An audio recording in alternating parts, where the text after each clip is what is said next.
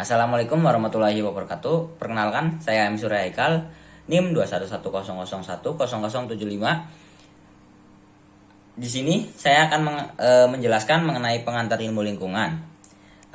Antara lain ada ilmu lingkungan merupakan salah satu ilmu yang mengintegrasikan berbagai ilmu yang mempelajari makhluk hidup, termasuk manusia, dengan lingkungannya, antara lain dari aspek sosial, ekonomi, kesehatan, pertanian, sehingga ilmu ini dapat dikatakan sebagai suatu poros, tempat berbagai asas dan konsep berbagai ilmu yang saling terikat satu sama lain untuk mengatasi masalah hubungan antara makhluk hidup dengan lingkungannya.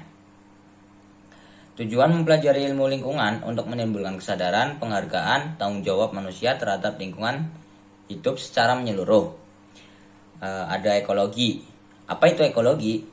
Menurut Surjani, bahwa ekologi adalah ilmu dasar untuk mempertanyakan, menyelidiki, dan memahami bagaimana alam bekerja, bagaimana keberadaan makhluk hidup dalam sistem kehidupan, apa yang mereka perlukan dari habitat untuk melangsungkan kehidupannya, bagaimana dengan melakukan semua itu untuk komponen lain dan spesies lain, bagaimana individu dalam spesies itu beradaptasi, bagaimana lingkungan hidup itu menghadapi keterbatasan dan harus toleran terhadap berbagai perubahan, bagaimana individu-individu dalam spesies itu mengalami pertumbuhan sebagai bagian dari suatu populasi atau komunitas.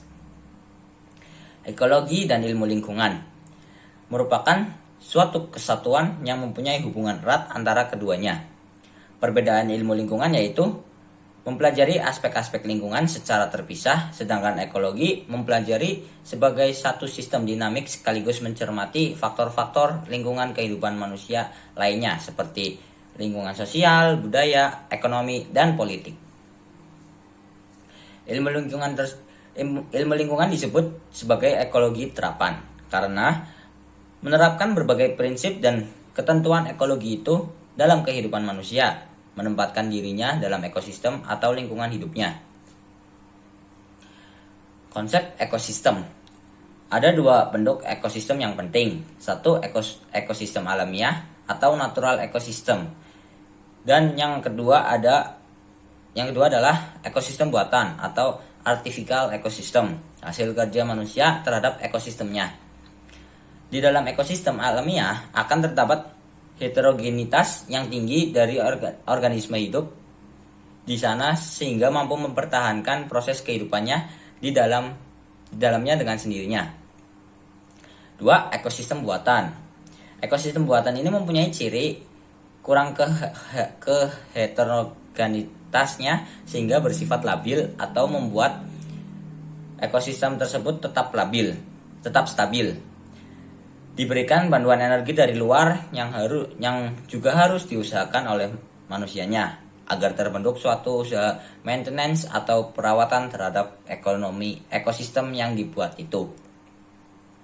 Siapa yang menjadi bagian ekosistem? Yang menjadi bagian dari ekosistem adalah manusia, karena manusia adalah pengelola pula dari sistem tersebut. Kerusakan lingkungan adalah pengaruh samping dari tindakan manusia untuk mencapai suatu tujuan yang mempunyai konsekuensi terhadap lingkungan. Pencemaran lingkungan adalah akibat dari ambiguitas tindakan manusia. Manusia telah memasukkan alam dalam kehidupan budayanya, akan tetapi ia nyaris lupa bahwa ia sendirinya sekaligus merupakan bagian dari alam yang hidup di sana. Lingkungan dan daya dukung lingkungan.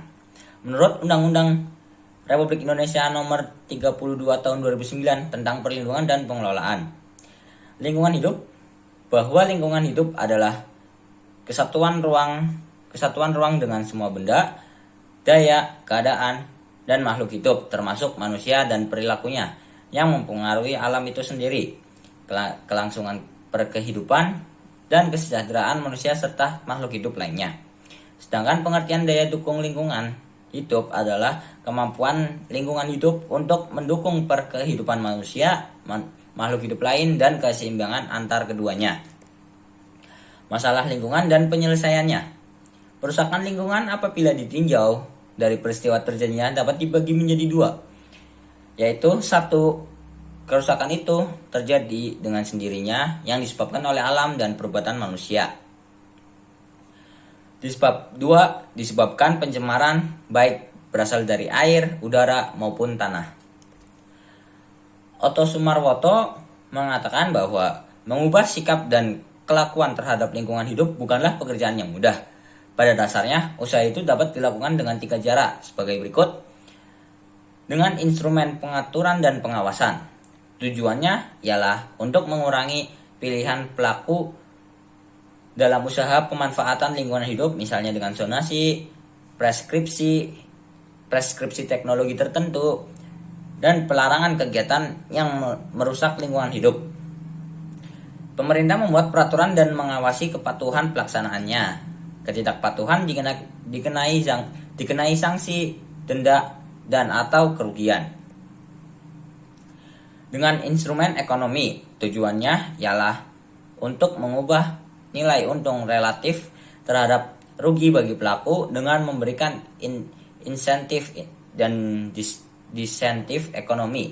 Contohnya pengurangan pajak untuk produksi dan penggunaan alat yang hemat energi, pemungutan retribusi limbah, dan pemberian denda untuk pelanggaran peraturan. Dengan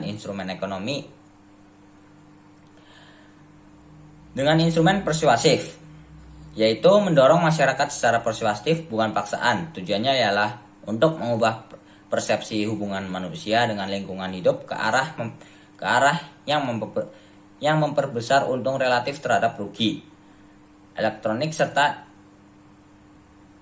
ceramah umum dan dakwah agama. Yang terakhir, ini bertujuan untuk membangkitkan rasa kewajiban moral dan etika proses menentukan pilihan. Sekian dari saya, kurang lebihnya mohon maaf. Wassalamualaikum warahmatullahi wabarakatuh.